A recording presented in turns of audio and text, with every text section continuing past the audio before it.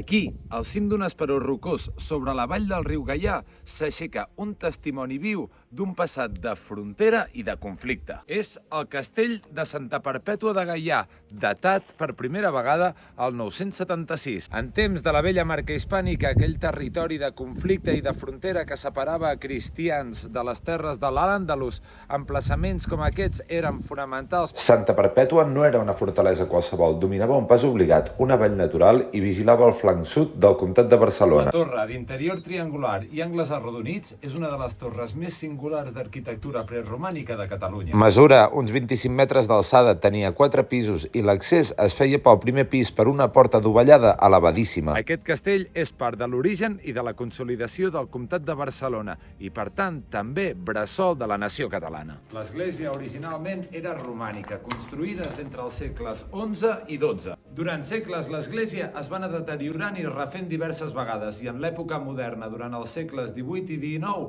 es va fer amb estil neoclàssic. Segons fonts locals i notícies a la premsa, l'any 1935 l'església va ser cremada en un context de tensions socials i anticlericals per la Segona República. A partir d'aquí, l'església mai més va ser reconstruïda, va quedar abandonada i va quedar expoliada. Amb el pas dels segles, el castell anà perdent la seva funció militar. Les famílies nobles que el posseïen el transformaren en senyoriu.